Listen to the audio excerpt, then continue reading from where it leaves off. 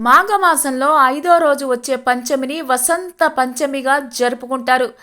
దీన్నే శ్రీ పంచమి, సరస్వతి పంచమి అని కూడా అంటారు. దక్షిణాదినే కాదు, ఉత్తరాదిని కూడా శ్రీ పంచమిని విశేషంగా జరుపుకుంటారు.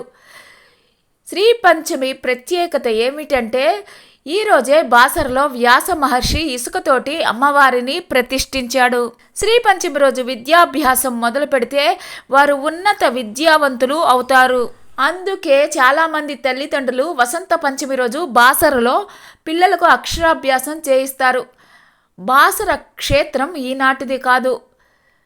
బ్రహ్మాండ పురాణంలో సైతం ఈ స్థల మహత్యం ప్రస్తావనకు వస్తుంది. కురుక్షేత్ర సంగ్రామంతో మనసు చెలించిపోయిన వ్యాసుల వారు ప్రశాంతంగా తపస్సును ఆచరించేందుకు గోదావరి తీరంలో మధ్య భాగమైన బాసరకు చేరుకుంటారు. ఇక్కడ గోదావరిలో స్నానం ఆచరిస్తూ ఉండగా వ్యాసుల వారికి సరస్వతీదేవి సాక్షాత్కరించింది. ఇసుకతోటి తన విగ్రహాన్ని రూపొందించమని చెప్పింది. అమ్మవారి ఆజ్ఞ మేరకు వ్యాసుల వారు రోజు పిడికడు మట్టిని తీసుకొని నిదానంగా ఒక విగ్రహాన్ని రూపొందించారు. ఇదే ఇప్పుడు కనిపించే మూల విరాట్టు.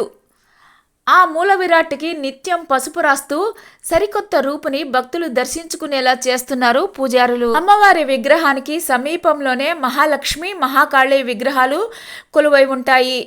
ఇలా ముగ్గురమ్మలు ఓ చోట కొలువై ఉండడం కూడా చాలా అరుదుగా కనిపిస్తుంది. ఆలయంలోని విగ్రహం వ్యాసుల వారి చేతిలో రూపొందింది కాబట్టి ఈ ప్రదేశానికి వ్యాసర అనే పేరు వచ్చింది.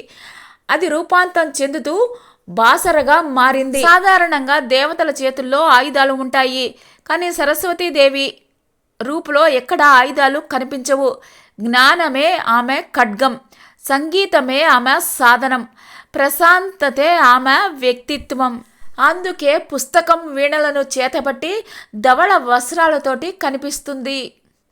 తత్వ విచారానికి, పరిపూర్ణ వ్యక్తిత్వానికి చిహ్నమైన కమలం మీద ఆసీనమై ఉంటుంది. అందుకే జ్ఞానాన్ని ఆశించే ప్రతి ఒక్కరూ సరస్వతి నమస్తుభ్యం అంటూ ఆమెకి తొలి పూజ అందిస్తారు. బాసరలో కేవలం అమ్మవారి ఆలయమే కాకుండా దత్త మందిరం, వ్యాస మందిరం, వ్యాసుల వారి గుహలను దర్శించుకోవచ్చు. గోదావరిలో స్నానం ఆచరించిన తర్వాత అక్కడే ఉన్న ప్రాచీన మహేశ్వర ఆలయం కూడా భక్తులను ఆకర్షిస్తుంది. ఆలయం సమీపంలోనే ఉన్న వేదవతి శిల మరొక విశేషం. ఈ శిలను తడితే వేరువేరు చోట్ల వేరువేరు శబ్దాలు వస్తాయి. లోపల సీతమ్మ వారి నగలు ఉండటం వల్ల ఇలాంటి శబ్దాలు వస్తాయి. రతీదేవి, కామదేవుడు వసంత ఋతువు వచ్చిన ఆనందంతో రంగులు చల్లుకొని తమ ఆనందాన్ని వ్యక్తపరుస్తారు.